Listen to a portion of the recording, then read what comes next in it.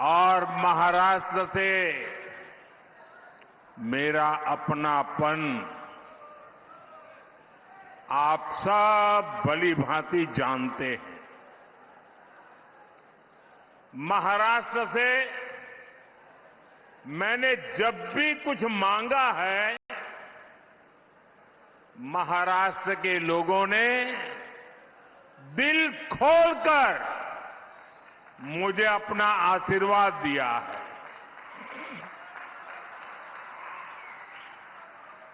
दो 2014 के विधानसभा चुनाव में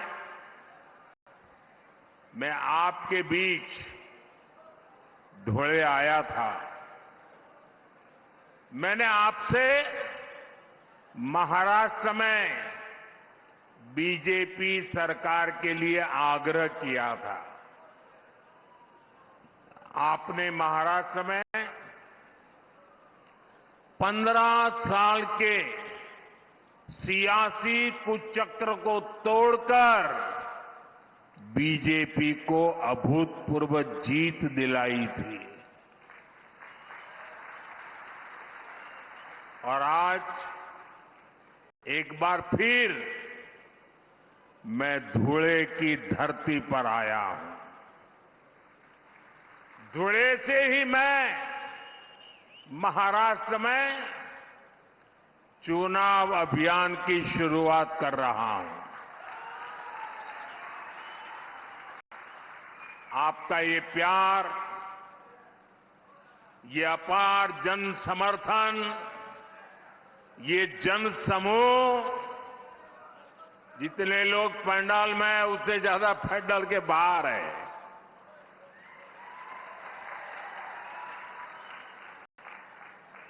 उधर तो उनको पर्दे भी खोल देने पड़े। ये जन समूह, ये उत्साह, ये उमंग वाकई अभिभूत कर देता है। हम सभी को, भाजपा को, महायुति को, महायुति के एक एक उम्मीदवार को आपके आशीर्वाद चाहिए। मैं आपको विश्वास दिलाता हूं, पिछले 2.5 वर्षों में महाराष्ट्र के विकास को जो गति मिली है, उसे रुकने नहीं दिया जाएगा। अगले 5 वर्ष महाराष्ट्र की प्रगति को एक नई ऊंचाई पर ले जाएंगे। महाराष्ट्र को जो सुशासन चाहिए, वो सिर्फ महायुति की सरकार ही दे सकती है। और उधर देखिए, महाअगाड़ी की गाड़ी में वैसे भी ना पहिए हैं, ना ब्रेक है, और ड्राइवर की सीट पर बैठने के लिए भी झगड़ा हो रहा है। और चारों तरफ से भांति भांति के हॉर्न सुनाई दे रहे हैं। साथियों, राजनीति में आने पर हर किसी का अपना एक लक्ष्य होता है। हम जैसे लोग जनता को ईश्वर का रूप मानते हैं, जनता की सेवा के लिए राजनीति में आए हैं। वही कुछ लोगों की राजनीति का आधार है लोगों को लूटना।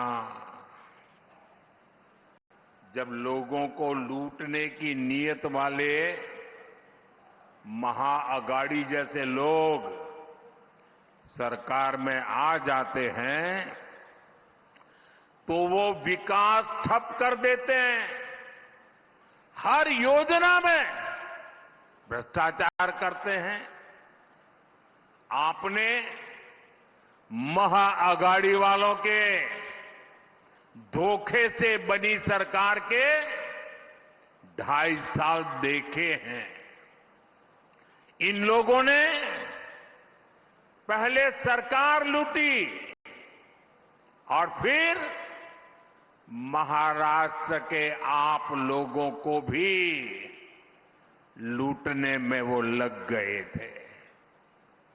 इन लोगों ने मेट्रो परियोजनाओं को ठप कर दिया, वाढवण पोर्ट के काम में अड़ंगा लगा दिया, समृद्धि महामार्ग बनने में रुकावटें पैदा की। अघाड़ी वालों ने हर उस योजना पर रोक लगा दी जिसे महाराष्ट्र के लोगों का भविष्य निश्चित उज्जवल होने वाला था। साथियों, ये हालत तब बदले जब आपके आशीर्वाद से यहां महायुति की सरकार बनी। महायुति के 2.5 वर्षों में महाराष्ट्र ने विकास के नए रिकॉर्ड बनाए। शिंदे जी की कमान में 2.5 वर्षों में महाराष्ट्र को उसका गौरव वापस मिला है, विकास का भरोसा वापस मिला है। और इसलिए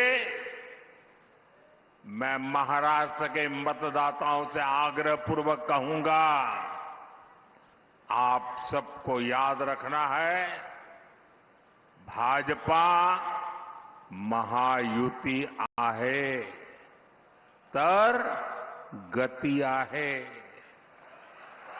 महाराष्ट्राची प्रगति आहे। साथियों, मैं आज महायुति को बहुत बहुत बधाई देना चाहता हूं। महायुति ने महाराष्ट्र को नई समृद्धि देने वाला वचननामा जारी किया है। महायुति के 10 संकल्पों की बहुत चर्चा हो रही है। शिंदे जी, मेरे मित्र देवेंद्र फडणवीस जी और अजित पवार जी ने जनता के सुझावों से ये शानदार वचननामा तैयार किया है। महायुतीचा वचननामा विकासाची वाढेल गती, महाराष्ट्राची होणार हमखास प्रगती। महायुति के इस वचननामे में, इस घोषणा पत्र में हर वर्ग की आर्थिक प्रगति की योजना है, समानता का भाव है, सुरक्षा का एहसास है और सबको साथ लेकर चलने का विश्वास है। इसमें महाराष्ट्र के भविष्य का रोडमैप है। मैं ऐसे जन कल्याणकारी वचननामे के लिए महाराष्ट्र की जनता को भी विशेष रूप से बधाई देता हूं। महायुति का वचननामा विकसित महाराष्ट्र का आधार बनेगा, विकसित भारत का आधार बनेगा। साथियों, यहां इतनी बड़ी संख्या में हमारी माताएं, बहनें, बेटियां आई हैं, दूर दूर तक मैं देख रहा हूं। विकसित महाराष्ट्र, विकसित भारत के लिए हमारी बहनों बेटियों का जीवन आसान बनाना, उन्हें सशक्त करना बहुत जरूरी है। जब महिलाएं आगे बढ़ती हैं तो पूरा समाज तेजी से प्रगति करता है। इसलिए पिछले 10 वर्षों में केंद्र सरकार ने महिलाओं को केंद्र में रखकर अनेक बड़े बड़े फैसले लिए हैं। पिछली सरकारों ने सैनिक स्कूलों से लेकर काम के कई क्षेत्रों में महिलाओं का रास्ता रोका हुआ था। ये मोदी है, उसने वो सारे बंधन हटाए, महिलाओं को ज्यादा से ज्यादा क्षेत्रों में काम के अवसर दे दिए, सारे दरवाजे खोल दिए। हमने नारी शक्ति बंधन अधिनियम के जरिए विधानसभाओं और संसद में महिलाओं को आरक्षण का अधिकार दिया। शौचालय से लेकर गैस सिलेंडर तक हर योजना के केंद्र में हमारी माताएं बहनें ही रही है।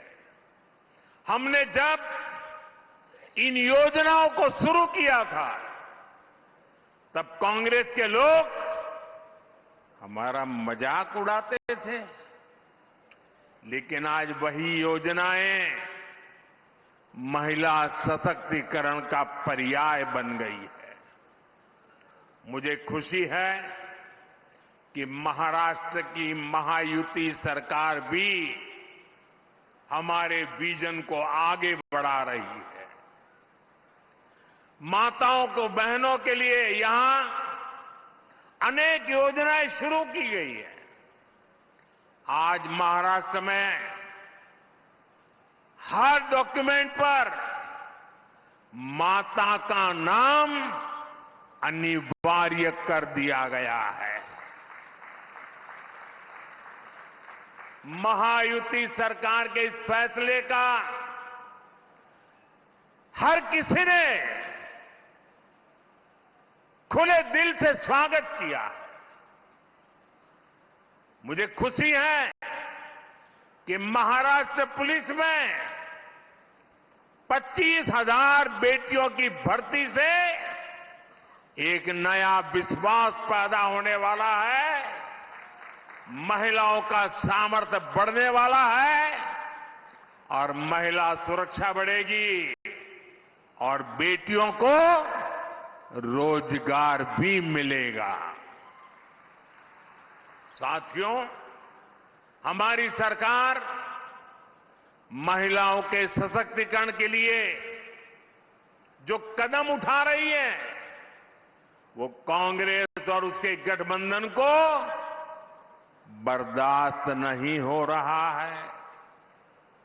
आप जानते हैं कि महायुति सरकार की माझी लाड़की बहन योजना, ये माझी लाड़की बहन योजना की सिर्फ महाराष्ट्र में नहीं, देश के हर कोने में चर्चा है।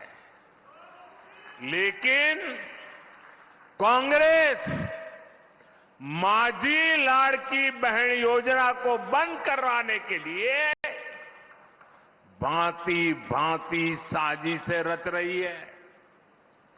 कांग्रेस के इकोसिस्टम वाले लोग इस योजना के खिलाफ कोर्ट तक पहुंच गए हैं।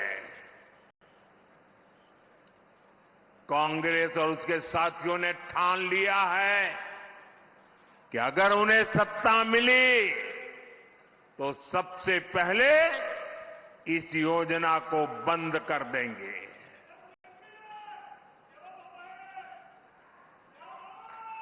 मैं जरा आपसे पूछना चाहता हूं, क्या महिलाओं के लिए ये योजना चलनी चाहिए कि नहीं चलनी चाहिए? महिलाओं को लाभ मिलना चाहिए कि नहीं मिलना चाहिए?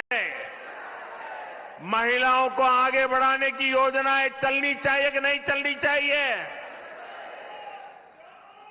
और इसलिए महाराष्ट्र के हर महिला को इन अगाड़ी वालों से सतर्क रहना है। ये लोग कभी नारी शक्ति को सशक्त होते नहीं देख सकते। पूरा महाराष्ट्र देख रहा है, कांग्रेस और अगाड़ी वाले लोग अब महिलाओं को किस तरह गाली देने पर उतर आए हैं। कैसी कैसी अभद्र भाषा, कैसे कैसे कमेंट, महिलाओं को नीचा दिखाने की कोशिश।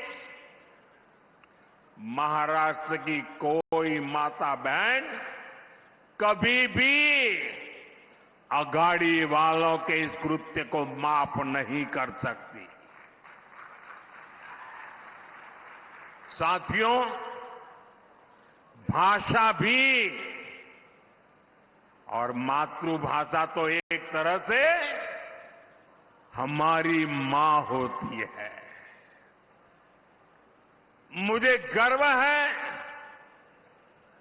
कि हमारी सरकार ने मराठी भाषा को अभिजात भाषा का दर्जा दिया है।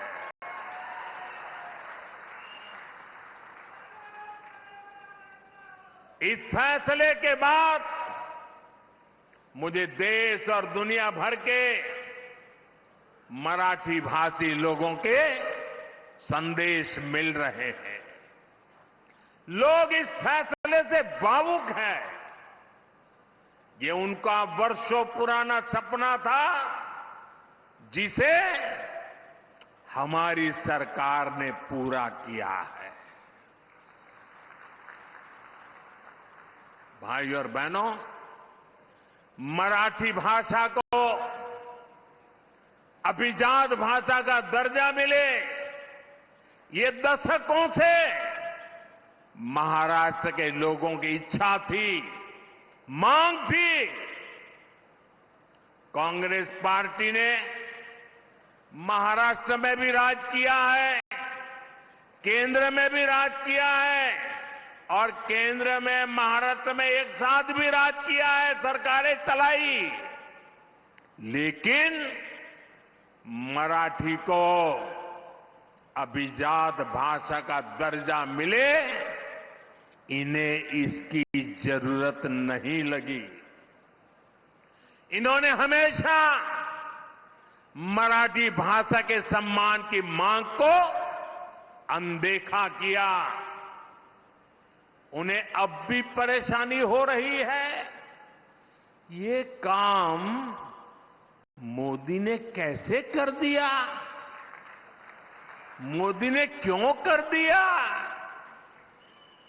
महाराष्ट्र के नाम पर राजनीति करने वाले अघाड़ी वालों का यही असली चेहरा है।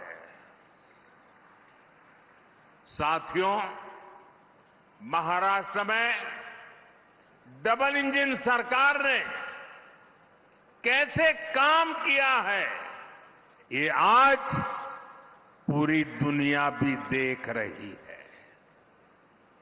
आज विदेशी निवेश में, नए अवसरों में महाराष्ट्र पहली पसंद है। लगातार 2 साल तक महाराष्ट्र विदेशी निवेश में नंबर 1 रहा है। इस साल के पहले 3 महीने में 50% से ज्यादा, 50% से ज्यादा विदेशी निवेश अकेले मेरे महाराष्ट्र में आया है। महाराष्ट्र को सभी निवेश परियोजनाओं में प्राथमिकता दी जा रही है। इलेक्ट्रॉनिक वाहन परियोजना, ग्रीन एनर्जी और सोलर प्रोजेक्ट, स्टील प्रोजेक्ट, ऐसे कितने ही प्रोजेक्ट महाराष्ट्र के अलग अलग हिस्सों में स्थापित किए जा रहे हैं। भारत का सबसे बड़ा पोर्ट, पूरे हिंदुस्तान का सबसे बड़ा, ये पोर्ट भी, बंदरगाह भी हमारे महाराष्ट्र में बन रहा है। इंफ्रास्ट्रक्चर के बड़े प्रोजेक्ट से महाराष्ट्र में नए अवसर तैयार हो रहे हैं। साथियों, और जिस दिन मैं वाढवण पोर्ट के शिलान्यास के लिए आया था, उस दिन हमारे देवेंद्र जी ने पब्लिक में एक इच्छा व्यक्त की थी। उन्होंने कहा था कि हिंदुस्तान का सबसे बड़ा बंदरगाह बन रहा है। मोदी जी इतना सारा कर रहे हो, हजारों करोड़ लगा रहे हो, तो वहां एक एयरपोर्ट भी बना देना। उस दिन तो मैं चुप रहा था, लेकिन भाइयों बहनों, जैसे ही आचार संहिता खत्म होगी, जैसे ही महाराष्ट्र में महायुति की शपथ विधि हो जाएगी, मैं महाराष्ट्र सरकार के साथ बैठ करके देवेंद्र जी की इच्छा कैसे पूरी हो, इस बात के लिए काम करूंगा।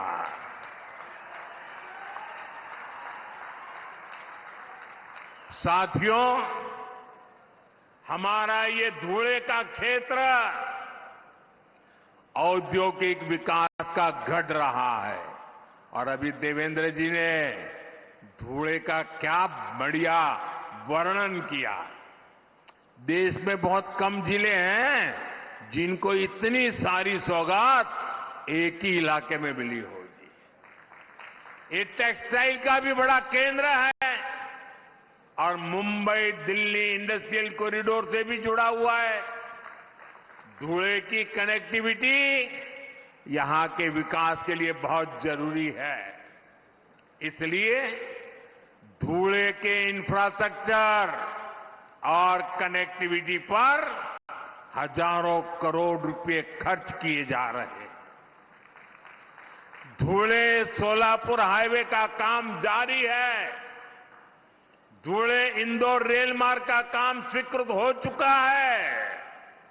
इन सारी परियोजनाओं से यहां के युवाओं के लिए रोजगार के भी हजारों नए अवसर बने हैं।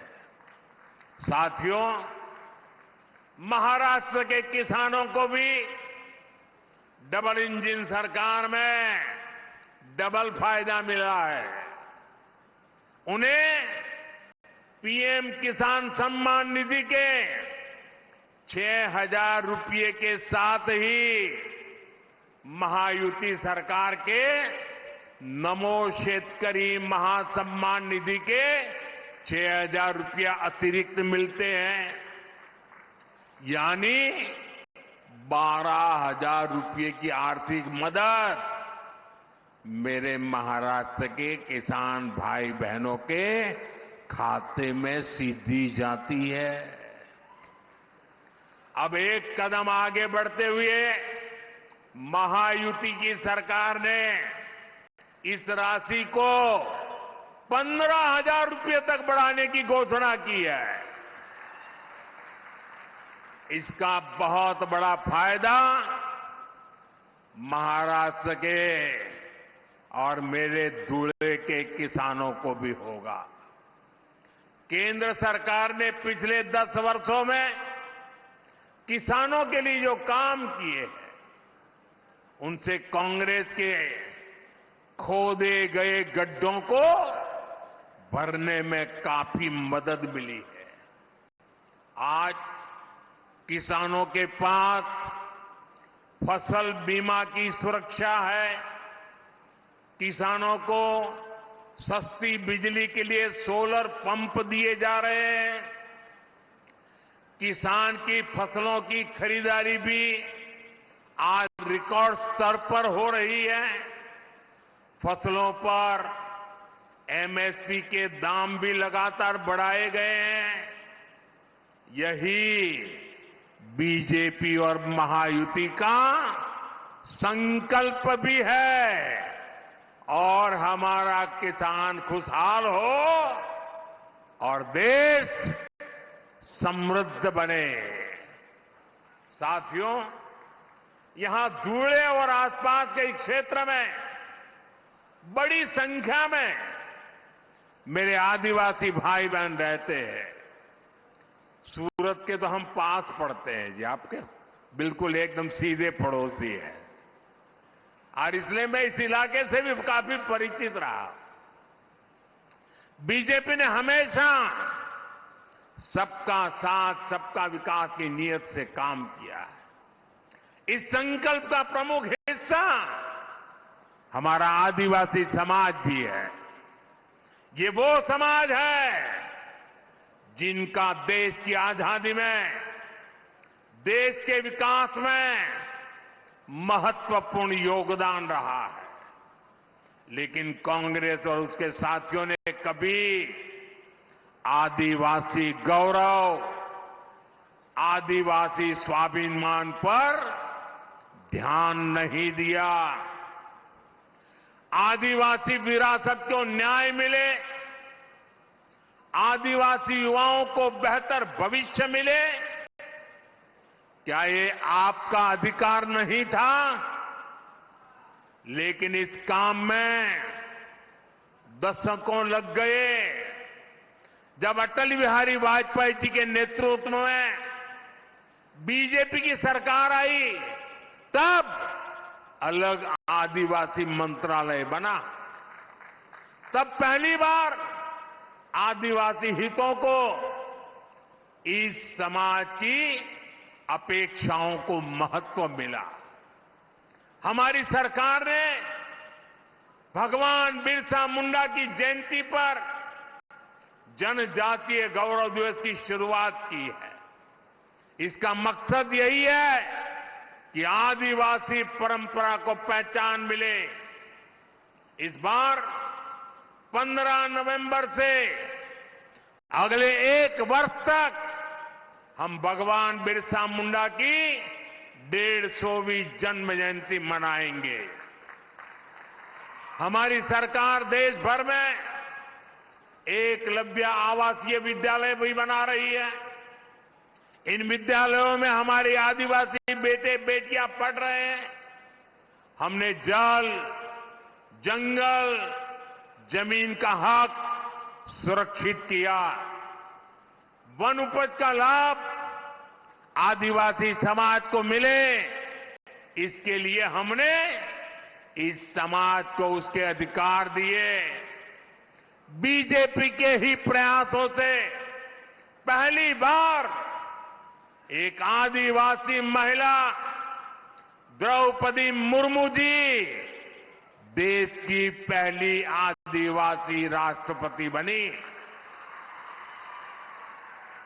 और पूरे देश ने देखा है कि कैसे कांग्रेस और उसके साथियों ने द्रौपदी मुर्मू जी को हराने के लिए पूरी शक्ति लगा दी थी।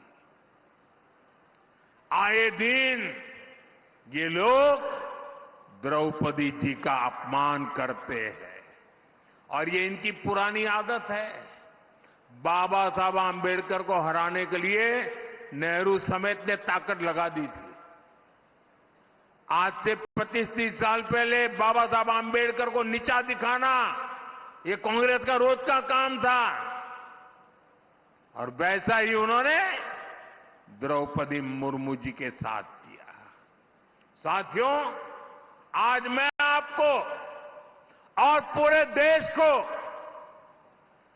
कांग्रेस और उसके साथियों की एक बहुत खतरनाक साजिश से आगाह करने के लिए आया हूं और इस आदिवासी क्षेत्र में आया हूं तब मेरा ये कर्तव्य बनता है कि इस खतरनाक खेल से मैं महाराष्ट्र को, देश को, मेरे आदिवासी भाई बहनों को सजग करूं।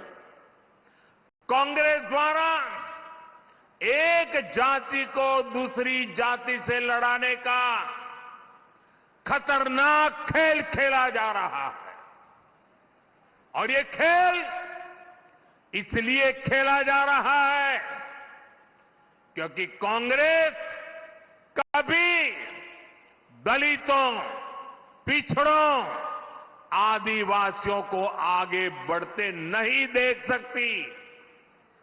यही कांग्रेस का इतिहास है। आजादी के समय हमारे बाबा साहब आंबेडकर ने बहुत कोशिश की थी कि शोषितों, वंचितों को आरक्षण मिले, लेकिन नेहरू जी अड़े हुए थे कि किसी भी कीमत पर दलितों, पिछड़ों, आदिवासियों को आरक्षण नहीं दिया जाएगा। बहुत मुश्किल से बाबा साहब दलितों और आदिवासियों के लिए आरक्षण का प्रावधान करा पाए, उनको लड़ाई लड़नी पड़ी। नेहरू जी के बाद इंदिरा जी आई, उन्होंने भी आरक्षण के खिलाफ ऐसा ही रवैया जारी रखा। उनका भी मकसद यही था कि किसी भी कीमत पर एससी, एसटी, ओबीसी को प्रतिनिधित्व न मिल पाए। ये लोग चाहते थे कि एससी, एसटी, ओबीसी हमेशा कमजोर रहे। इंदिरा जी के बाद राजीव गांधी आए, उनकी भी सोच और अप्रोच अपने खानदान से अलग नहीं थी। राजीव गांधी ने भी ओबीसी आरक्षण का खुल करके विरोध किया था। ये लोग जानते थे कि एससी, एसटी, ओबीसी अगर ये समाज मजबूत हो गया तो उनकी राजनीति की दुकान का शटर गिर जाएगा। राजीव गांधी के बाद अब इस परिवार की चौथी पीढ़ी इस खतरनाक भावना के साथ उनके युवराज काम कर रहे हैं। कांग्रेस का एकमात्र एजेंडा है किसी भी तरह एससी समाज की एकता को तोड़ो, एसटी समाज की एकता को तोड़ो, ओबीसी समाज की एकता को चकनाचूर कर दें। कांग्रेस चाहती है कि एससी समाज अलग अलग जातियों में बिखरा रहे ताकि एससी समाज की सामूहिक शक्ति कमजोर पड़ जाए। कांग्रेस चाहती है कि ओबीसी समाज भी अलग अलग जातियों में बटा रहे ताकि ओबीसी के तौर पर उनकी जो एकजुटता की पहचान बनी है, ये ओबीसी अगर ओबीसी रहे तो उनकी ताकत बढ़ जाएगी। ये ताकत न बढ़े इसलिए ओबीसी समाज को भी जातियों में बिखेर दो। इसलिए वो ओबीसी को भी अलग अलग जातियों में बांटने का खेल कर रही है। कांग्रेस चाहती है कि हमारा एसटी समाज अलग अलग जातियों में बटा रहे, क्योंकि आज आदिवासी के रूप में, जनजातीय समूह के रूप में, शेड्यूल्ड ट्राइब के रूप में समाज की एकता, समाज की एक पहचान, समाज की एकजुटता आज उभर करके आई है।